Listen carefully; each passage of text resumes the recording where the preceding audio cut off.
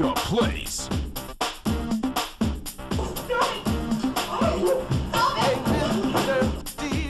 In your place.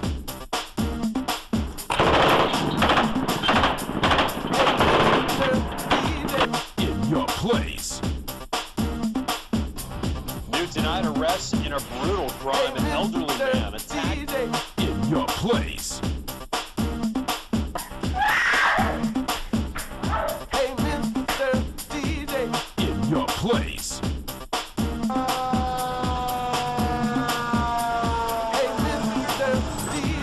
In your place.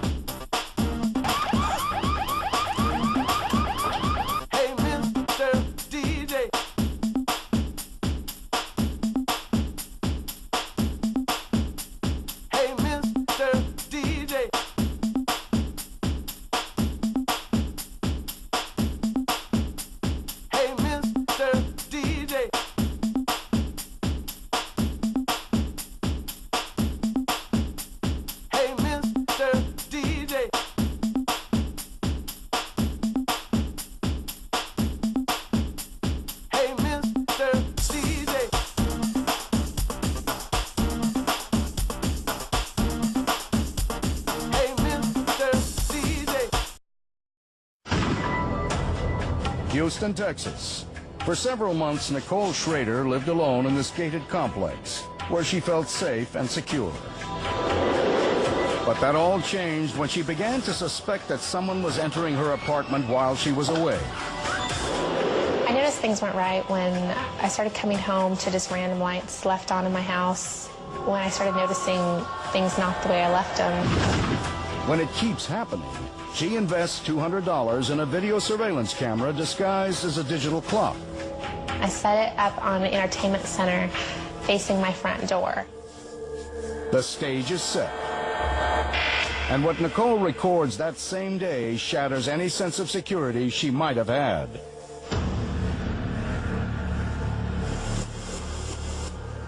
A complete stranger has broken into her apartment.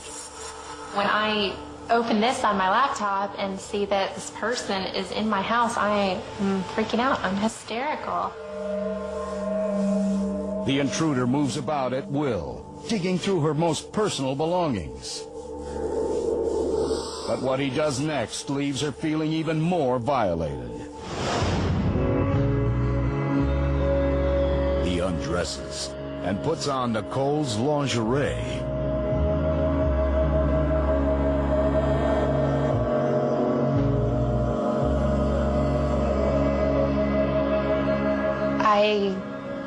I honestly have never been that scared in my life.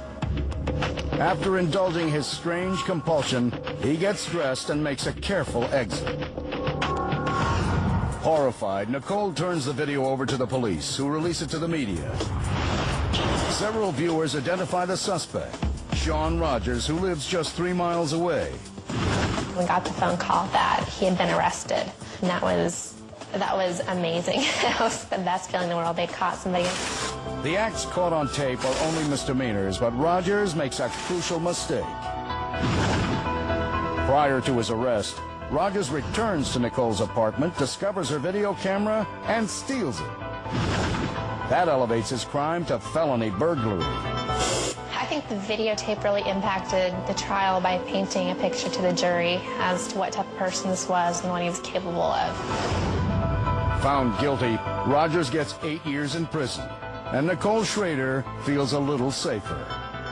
If I hadn't installed the camera, I think something very dangerous could have happened.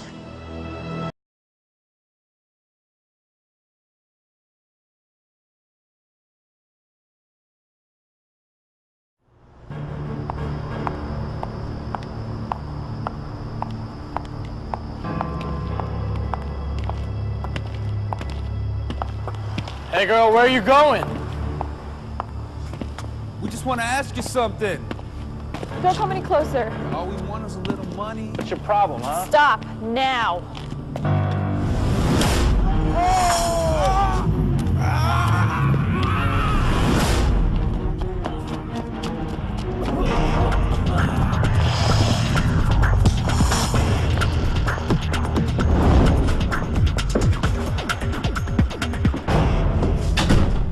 Hey, honey, is that you? Yeah? You get home okay? Yeah. I'm okay.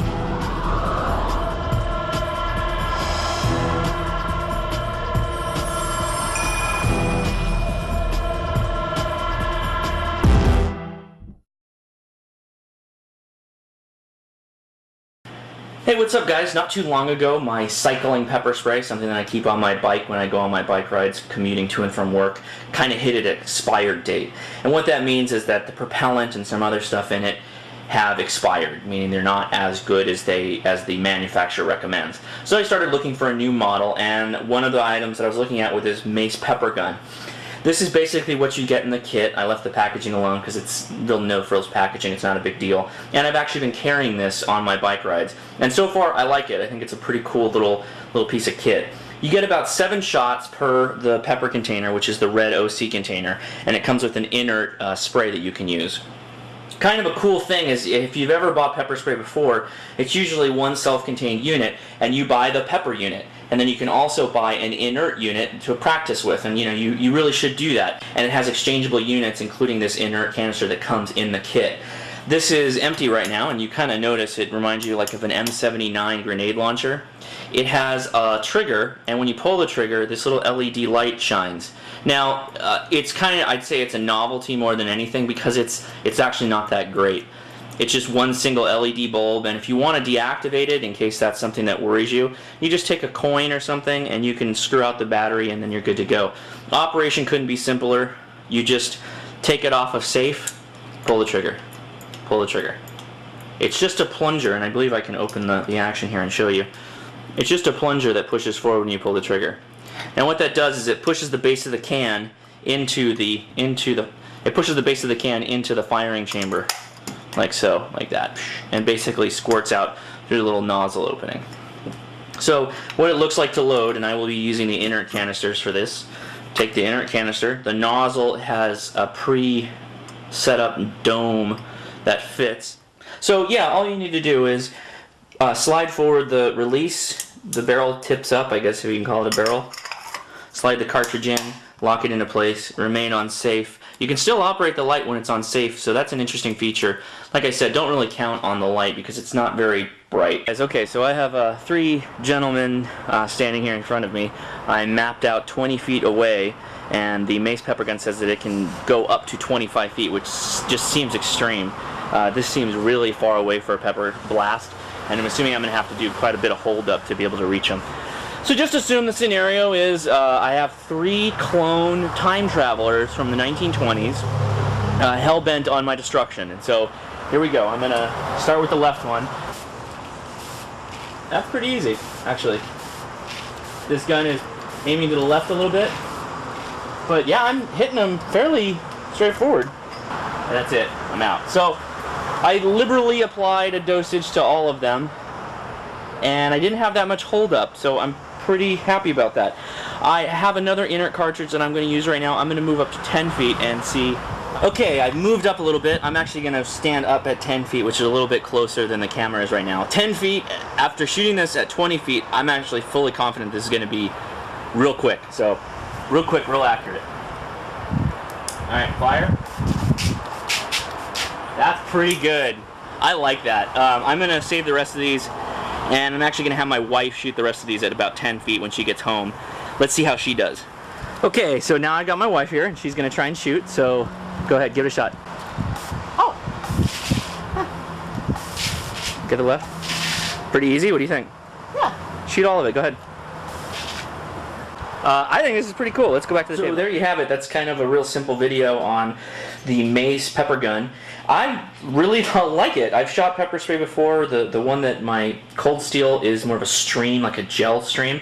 This is more of a spray, but it's not a very wide cone.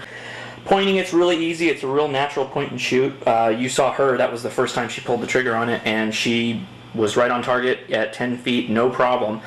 And target that's roughly the equivalent of a human male. So big points for that. This is the navy blue model. They have a pink model. They have a light blue model. They also have a outdoors model, which is like a mossy oak camouflage. So pretty cool. And check it out. All right, guys. See ya.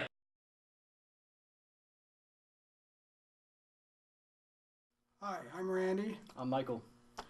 and we're going to demonstrate today the proper, at least what we believe is the proper use of a stun gun. Many of you have already seen videos where they show people being zapped by a stun gun. Usually in the chest, the arm, the thigh, the hip, all areas of the human body that have much fewer nerve endings than some of the other areas that we might suggest if you are truly being threatened by someone. These areas, I have to point out, should be fairly obvious. On a male, this area is very sensitive.